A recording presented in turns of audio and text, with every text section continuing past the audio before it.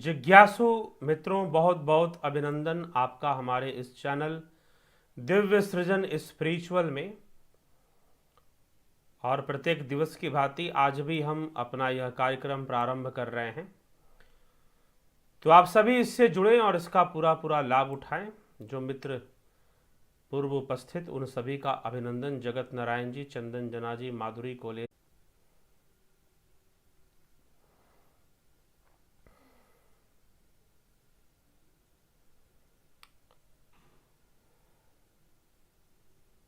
जिज्ञासु मित्रों, तो कुछ बाधा आई ऐसी इस लाइव सेशन में, थोड़ी सी बाधा उत्पन्न हुई कनेक्शन से रिलेटेड, और आप जो है नहीं देख पा रहे थे वीडियोस, बफरिंग, आपको एरर दिखाई दे रहा होगा। तो 2 दिन से लगभग इस प्रकार की बाधा का सामना करना पड़ रहा है। कल भी करना पड़ा, आज भी करना पड़ा। तो कल कुछ ज़्यादा बाधा हो गई थी, आज तो चलिए फिर भी यह वीडियो अब चल ही चुका है, तो निश्चय ही आप जुड़े रहें, बने रहें, और निश्चय ही आप देख पा रहे होंगे मुझे और सुन भी पा रहे होंगे। तो आइए चलते हैं अपने विचारों पर। तो आत्मज्ञानी को घृणा कैसी, शोक मोह कैसा, ईशावास्य उपनिषद के 2 श्लोकों पर आधारित यह विषय है। तो देखिए, मन की शांति कैसे आएगी। कल किसी ने यही प्रश्न किया था कि मन की शांति कैसे आएगी, मन शांत कैसे होगा, या फिर मन को शांत कैसे किया जाए। तो उसी से संबंधित आज का यह विषय है। तो महत्व है कि हमारा बोध कितना है, हमें ज्ञान कितना है। तो जितना हमें बोध, जितना हमें ज्ञान, उतना ही हमारे मन का विकास हो जाता है, उतना ही अधिक हमारे मन का विकास भी हो जाता है। तो मित्रों, यह भी आज का यह विषय, मन को जिस ओर ले जाएंगे। अगर किसी ठंडी वस्तु को पकड़ेंगे तो ठंड का ही अनुभव होगा। फ्रिज में रखे हुए बर्फ, फ्रीजर में रखे हुए बर्फ की ट्रे को पकड़ लेंगे तो वैसा ही तो अनुभव होगा। और अगर किसी गर्म वस्तु को पकड़ लेंगे तो गर्मी ही तो लगेगी। तो जैसा व्यक्ति संग करेगा, जैसा व्यक्ति ध्यान करेगा, वैसा ही बन जाएगा।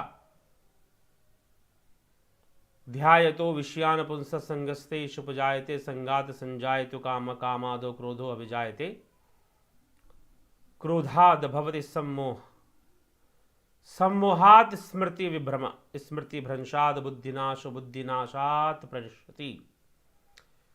तो जैसा आप करेंगे वैसा ही तो प्राप्त होगा, जिसका आप संग करेंगे। तो जिसका आप संग करेंगे वह संग ही हमें वैसी वृत्ति और वैसे गुण प्रदान करने शुरू कर देंगे। इसलिए जो ठंडी वस्तु है आपको ठंडक देगी, गर्म वस्तु आपको गर्मी देगी। उसी प्रकार से यह जो संसार है, यह नित्य परिवर्तनशील संसार है, नित्य परिवर्तनशील है। तो इस संसार का संग करने वाले, यह संसार परिवर्तनशील है, यह संसार चंचल है, यह संसार के अंदर चंचलता है, स्थिरता नहीं है, और परिवर्तनशीलता नित्य बनी हुई है। तो जो संसार का संग करेगा, भला उसका मन कैसे शांत रह सकता है। जो संसार के इंद्रिय भोगों का, क्योंकि संसार इंद्रिय जनित है, संसार इंद्रिय जनित है, संसार के जो अनुभव हैं वो इंद्रियों से ही तो प्राप्त हो रहे हैं। इसलिए संसार इंद्रिय जनित है, इंद्रियों से संसार बन गया है। जैसा आपको दिखाई दे रहा है वह इंद्रियों के कारण ही दिखाई दे रहा है। तो यह भी एक विशेष तथ्य है जो समझना चाहिए। इसलिए संसार को मिथ्या भी कहा गया, क्योंकि इंद्रियों के वशीभूत है, इसीलिए संसार मिथ्या है। ठीक। तो संसार जो मिथ्या है, उस मिथ्या संसार का जीव भला उसमें क्या सुख और क्या आनंद भोगेगा। जीव का उसमें ना कोई सुख ना कोई आनंद, क्योंकि संसार मिथ्या है, परिवर्तनशील है, चंचल है। तो संसार तो चंचलता ही देगा ना, उसका संग करोगे तो। लेकिन जो चंचल नहीं है, जो ईश्वर है, जो सनातन है, वह हमारी आत्मा है। वह आत्मा है। जो उस आत्मा का संग कर लेते हैं उन्हें परम शांति उपलब्ध होती है। तो मन को शांत करने का जो हर युग में शाश्वत जो विधि है, जो उपाय है, वह यही है कि आत्मा की ओर यात्रा शुरू करो, आत्मा को जानने की कोशिश करो, आत्म साक्षात्कार के लिए प्रयास करो, क्योंकि वह आत्मा सम रूप से सबके भीतर ही है। वह आत्मा बाहर भी है। यह पिछले श्लोकों में अगर आप जाएंगे कल के व्याख्यान में तो इस पर चर्चा हुई है कि वह आत्मा बाहर भी है, पीछे भी है, अंदर भीतर भी है, सूक्ष्म भी है, विशाल भी है, दूर भी है, समीप भी है, बहुत अधिक समीप है और अधिक दूर भी है। तो जो भोगी, जो इंद्रिय अनुभूतियों में रहने वाले हैं, उनके लिए निश्चय ही वह आत्मा बहिर्मुखी मन होने के कारण दूर है। लेकिन जो अंतर्मुखी होना जानते हैं उनके लिए तो आत्मा बहुत ही समीप है, बहुत ही नजदीक है। तो वह दूर से भी दूर है, नजदीक से भी नजदीक है। वो ना चलते हुए भी चलता है, कुछ ना करते हुए भी सारे कर्म कर देता है। आत्मा के बारे में इस तरह से बताया गया है। कल के व्याख्यान में हमने इस पर चर्चा की थी। तो वह आत्मा को जानने वाले ही अपने मन को शांत कर पाते हैं, उनका मन शांत हो पाता है। जो आत्मा को जानते हैं उनका मन कैसे शांत होता है? जैसे वो कैसे शांत होता है उनका मन? जब वह आत्मा को जान ले। तो जो आत्मा को जान गए, समरूप से जान गए, वो भला किसी से घृणा क्यों करेगा? और इसी बात को इस श्लोक के अंतर्गत, ईशावास्य उपनिषद के अंतर्गत एक श्लोक में इसे कहा जा रहा है। यस्तु सर्वाणि भूतान्यात्मन्ये वायुन पश्यति सर्वभूतेषु चात्मानं ततो न विजुगुप्सते। क्या कहा जा रहा है? यस्तु सर्वाणि, उपनिषद, ये मैं उपनिषदों का ग्रंथ मेरे पास है, ईशादिनो उपनिषद, उसी से मैं श्लोक का अध्ययन कर रहा हूं। यस्तु सर्वाणि भूतान्यात्मन्येवानुपश्यति सर्वभूतेषु चात्मनं ततो न विजुगुप्सते। विजुगुप्सते, परंतु जो मनुष्य संपूर्ण, तू यह सर्वाणि, जो मनुष्य संपूर्ण भूतानि, प्राणियों के, भूतानि मतलब देखिए सभी, यहां पर भी लिखा जा रहा है क्या? वही बात जो श्री कृष्ण ने गीता में क्या कहा? अहम आत्मा गुडाकेश सर्वभूताश स्थित। हे गुडाकेश, हे अर्जुन, मैं सभी भूतों में स्थित आत्मा हूं। यहां पर भी यही बात इस श्लोक में कही जा रही है। क्या? यस्तु सर्वाणि भूतान्यात्मन्येवानुपश्यति सर्वभूतेषु चात्मानं ततो न विजुगुप्सते। परंतु जो मनुष्य संपूर्ण प्राणियों को आत्मा में निरंतर देखता है और संपूर्ण प्राणियों में आत्मा को उसके पश्चात भी देखता है, भला इसके बाद वह किसी से घृणा नहीं करता। क्यों करेगा घृणा? यह बात कही जा रही। जिसने सबके भीतर आत्मा को देखा और जिसने आत्मा में सबको देखा, सभी प्राणियों को देखा, क्योंकि आत्मा प्राणियों से ही उसका संबंध है। सभी भूतानि, यहां पर भी भूत शब्द का प्रयोग है। सभी भूत, भूत मतलब जीव, जीव। तो उन सब में जो देखता है वह किसी से भी घृणा नहीं करता, किसी से भी घृणा नहीं करता। अगले श्लोक में फिर कह रहे हैं, यस्मिन् सर्वाणि भूतान्यात्मैवाभूत विजानतः तत्र को मोह कः शोक एकत्व मनुपश्यतः। यस्मिन् विजानतः, जिस स्थिति में वह आत्मा भली भांति जानने वाले पुरुष के संपूर्ण प्राणी आत्मा एकमात्र वही आत्मा ही हो चुके, अर्थात आत्मा का ध्यान करते हुए आत्म साक्षात्कार करने वाले स्वयं आत्मस्वरूप हो जाते हैं।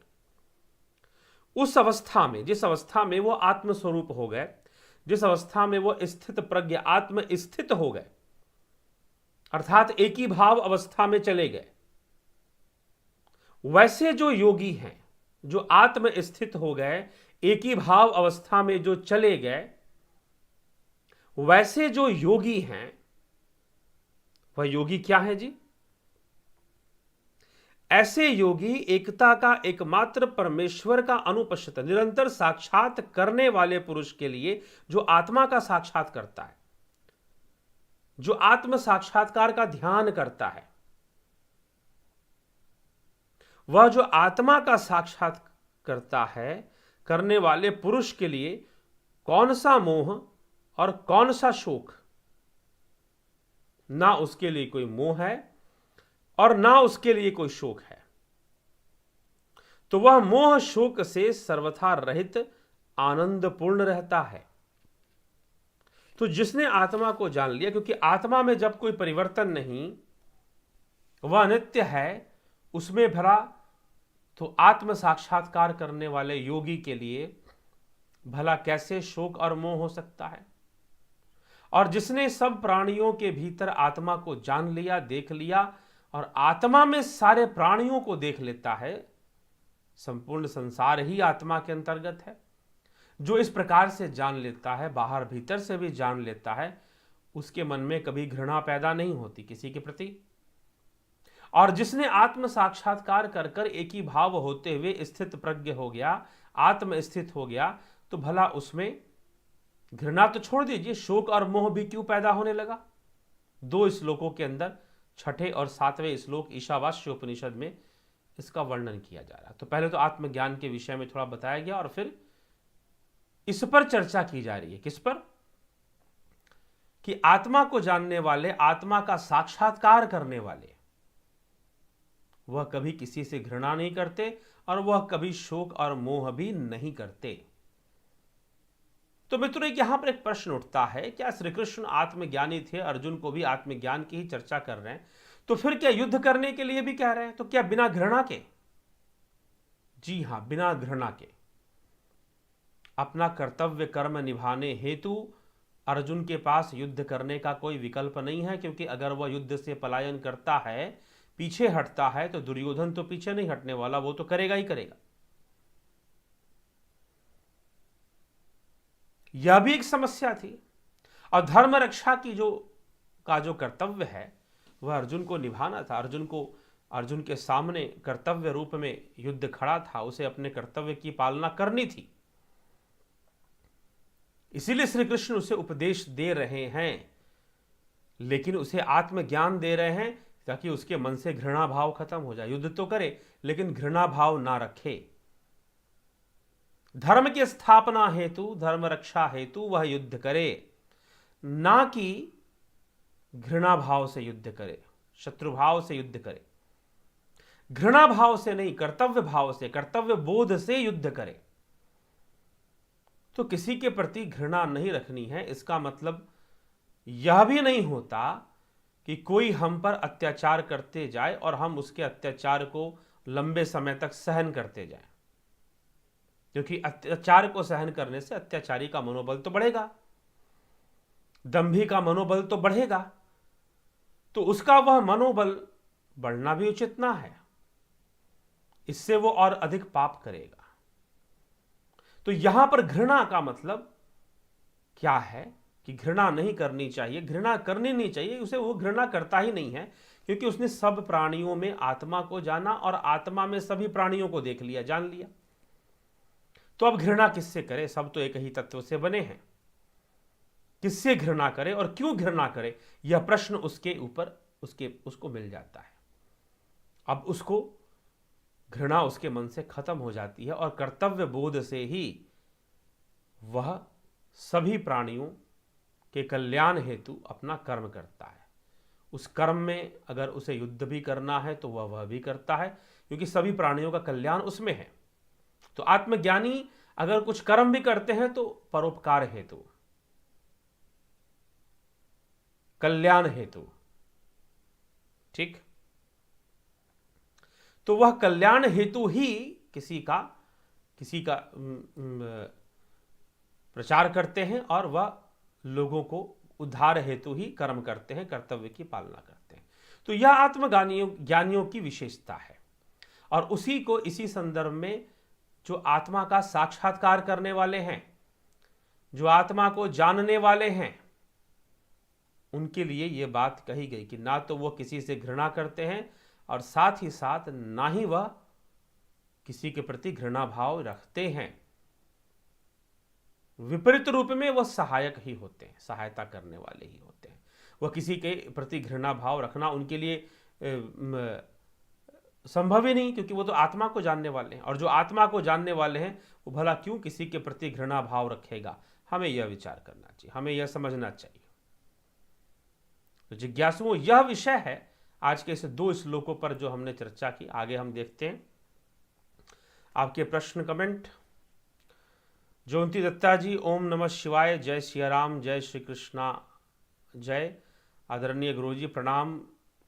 योगी को सुख दुख, मान अपमान, लाभ हानि से कुछ लेना देना नहीं, लेकिन समाज में शिक्षित लोग इसको क्यों इतना महत्व देते हैं? क्योंकि वो शिक्षित हैं, दीक्षित नहीं हैं। क्या है? शिक्षित हैं, दीक्षित नहीं है। शिक्षा के साथ साथ दीक्षा की भी आवश्यकता है। अब दीक्षा क्या है? दीक्षा क्या है भाई? यह भी समझना चाहिए कि दीक्षा किसे कहते हैं। तो अंतर जगत की दिव्य अनुभूति ही दीक्षा है। बाकी शिक्षा सीखने का विषय है, दीक्षा ज्ञान का विषय है, अनुभव का विषय है। तो शिक्षित हैं लेकिन दीक्षित नहीं हैं। जब वो दीक्षित हो जाएंगे, जब उन्हें आत्मा का रहस्य समझ में आना शुरू हो जाएगा, तो वह भी मान सम्मान, लाभ हानि को महत्व देना बंद कर देंगे। तो शिक्षा तो लोगों के पास बहुत है, लेकिन दीक्षा नहीं है। आवश्यकता दीक्षा की है, आवश्यकता दीक्षा। अब दीक्षा कहने का तात्पर्य सीधा से आप लगा लोगे कि भाई कोई गुरु जी होंगे, महात्मा जी होंगे, उनसे जो है आप मंत्र ले लो, उनसे आप मंत्र ले लो, दीक्षा हो गई? जी नहीं। दीक्षा तो दिव्य चक्षु का, त्रिनेत्र का उन्मूलन है, उसका खुलना है, ठीक है।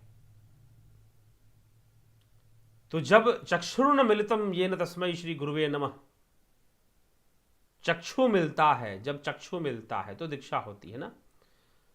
जब ज्ञान चक्षु, जब आध्यात्मिक चक्षु, अंतर्मुखी चक्षु जब हमें प्राप्त होगा तो अंतर की अनुभूतियां होंगी, ट्रांसेंडेंटल एक्सपीरियंसेस होंगे, फिर अतीन्द्रिय, इंद्रियों से परे की अनुभूतियां फिर होना शुरू कर देंगी। तो एक है शिक्षा और एक है दीक्षा। तो जिन शिक्षित लोगों की बात आप कर रहे हैं वो शिक्षित तो हैं लेकिन दीक्षित नहीं है। दिव्य दीक्षित होंगे तो दिव्य दर्शन होगा, दिव्य अनुभूति होगी, फिर वो उनके पास नहीं। वो आत्मा की ओर आगे बढ़ेंगे, आत्म तत्व को जानने के प्रयास में आगे बढ़ेंगे, और जब जानने के प्रयास में आगे बढ़ेंगे तो जान भी जाएंगे एक दिन। तो जानना आवश्यक है जिज्ञासुओं। तो इसीलिए शिक्षित होने से काम नहीं चलेगा, जीवन के मर्म को समझना है, जीवन के रहस्य को समझना है, तो शिक्षित होने के साथ साथ दीक्षित भी होना जरूरी है। बस यही समझने की बात। दीक्षित से ही हमें जो है उपलब्धि होगी ज्ञान की और आत्मज्ञान की, जिससे कि यह घृणा भी दूर हो जाएगा और शोक और मोह भी दूर हो जाएगा।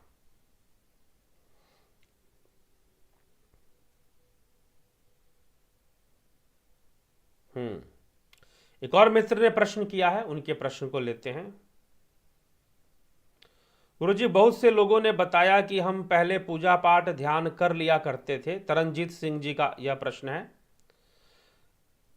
करते थे, पर जब से शादी हुई है तब से टाइम ही नहीं मिलता है।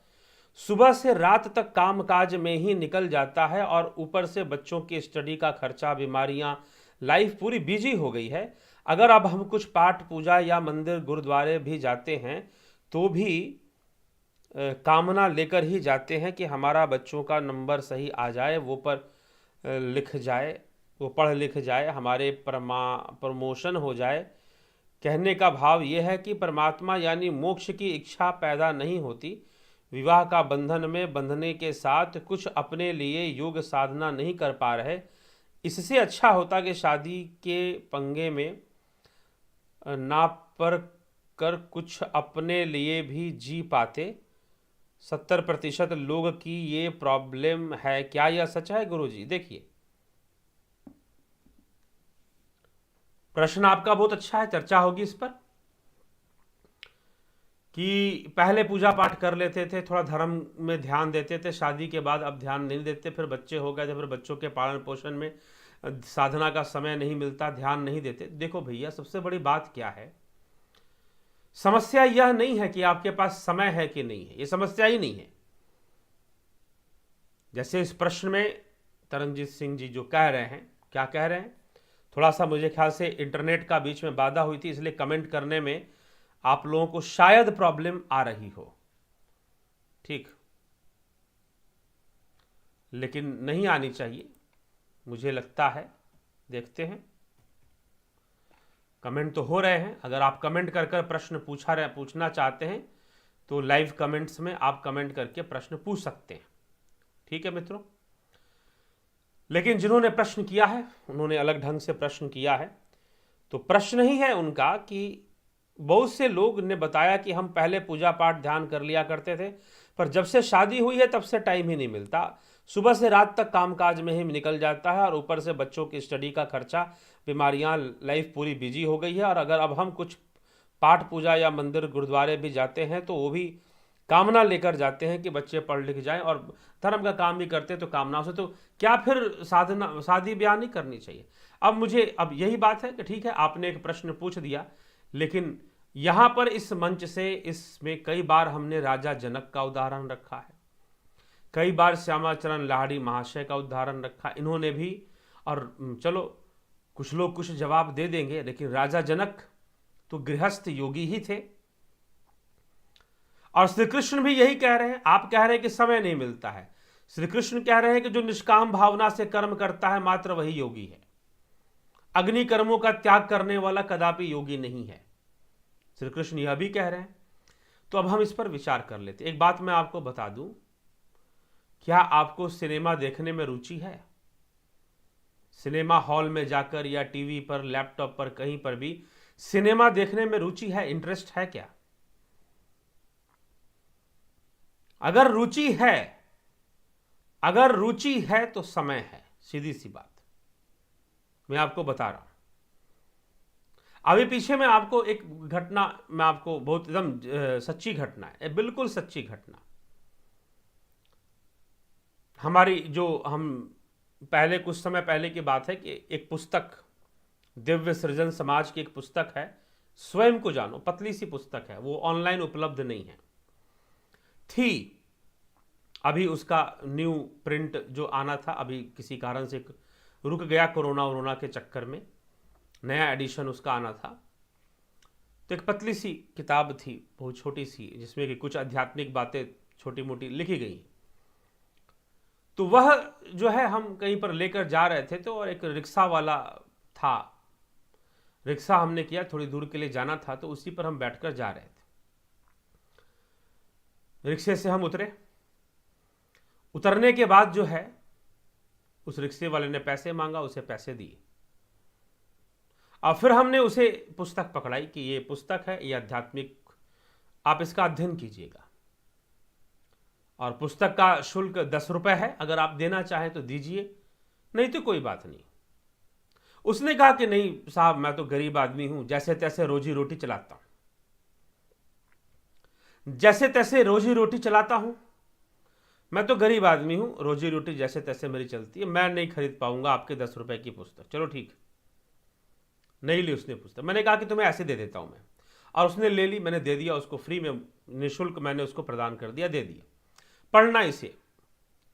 उसने कहा कि ठीक है जी, ज़्यादा पढ़ा लिखा नहीं हूँ लेकिन फिर भी पढ़ूंगा।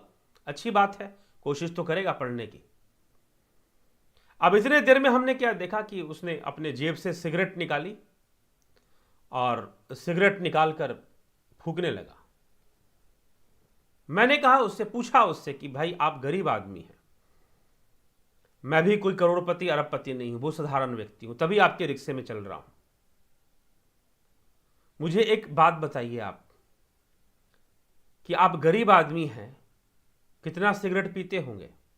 उसने कहा कि 10 पी जाता हूं, 10 से 12 सिगरेट मैं दिन भर में पी जाया करता हूं। मैंने कहा कि वाह भाई, तो सिगरेट पीने के लिए गरीब नहीं है, वो नशेड़ी, वो गरीब है अपने बच्चों को स्कूल भेजने के लिए, अपने पत्नी के कपड़े खरीदने के लिए, बच्चों के किताबें खरीदने के लिए वो गरीब है। नशा करने के लिए कभी गरीब नहीं होता। अगर उसे दारू पीना है, शराब पीना है, चरस पीना है, गांजा पीना है, उसके लिए उसकी गरीबी कभी नहीं आती, उसके लिए वो कभी गरीब नहीं बनता, लेकिन अपने बच्चों की किताबों के लिए वो गरीब बन जाता है। तो एक बात बताइए कि भाई शराबी अपने बच्चों के किताबों के लिए गरीब, पत्नी के कपड़ों के लिए गरीब, लेकिन शराब के लिए जरा सी भी गरीबी नहीं। कहीं ना कहीं से व्यवस्था हो ही जाती है उसकी। क्या है यह? रुचि है, रुचि है। तो आप विवाहित हैं या नहीं विवाहित हैं, संसार बाहर नहीं है, संसार आपके मन में है।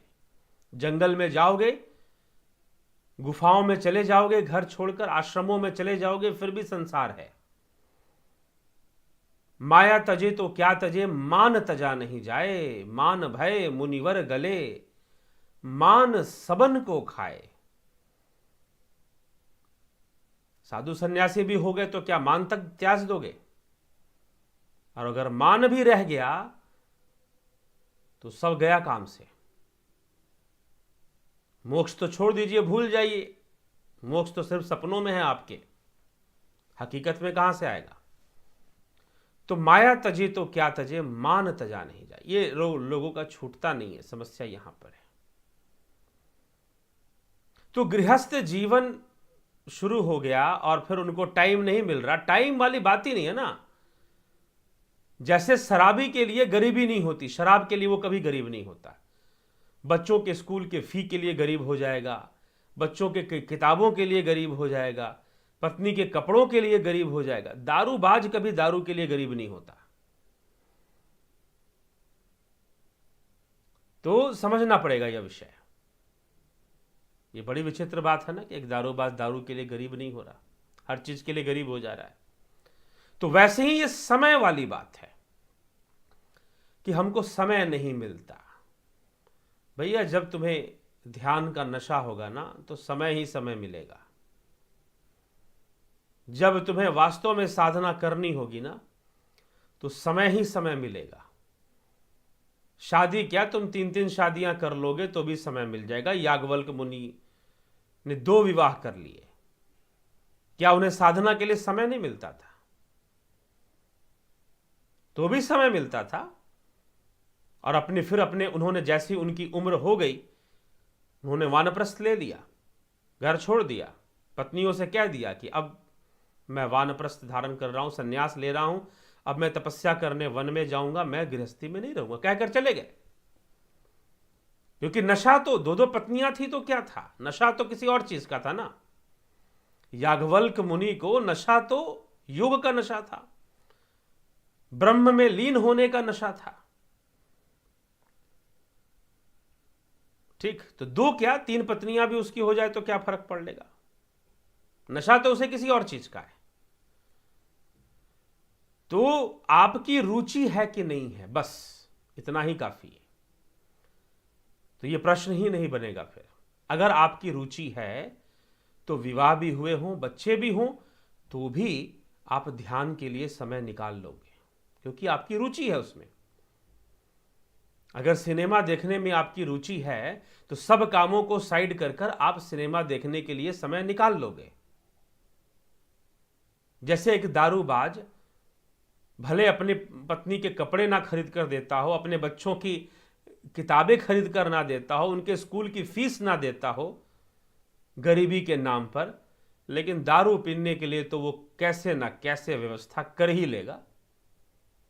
वैसे ही जो योगी है, जिसको नाम का नशा, प्रभु नाम का नशा, उसके पास समय की कमी नहीं है जी। वो शादीशुदा हो, चाहे योग रतो वा भोग रतो वा संग रतो वा संग विहीन, योग रतो वा योग में रहे, चाहे भोग में रहे, संग में रहे, चाहे विसंग में रहे, योग रतो वा भोग रतो वा संग रतो वा संग विहीन, किसी भी अवस्था में रहे उसका योग तो होगा, क्योंकि योग ही उसकी प्रकृति है। योग में उसकी विशेष रुचि है, और योग में जिसकी विशेष रुचि बन गई, साधना में ध्यान में जिसकी विशेष रुचि बन गई, उसको अब वो चाहे गृहस्थ हो चाहे कहीं भी रहता हो, समय उसके पास है। ये नहीं कह सकते कि समय, क्योंकि उसकी रुचि उसमें है। तो जो लोग ये कहते हैं कि हमारी तो शादी वादी हो गई, अब हम क्या ध्यान साधना करेंगे, हमें समय नहीं मिलता, हमें मंदिर जाने का भी समय नहीं मिलता, पूजा का भी समय नहीं मिलता, हम क्या ये सब करेंगे, हमसे अब ये सब नहीं होगा। सच्चाई ये नहीं कि तुम्हारे पास समय की कमी, सच्चाई है कि तुम्हारी रुचि नहीं है। अगर रुचि होगी तुम कैसे भी समय निकालोगे।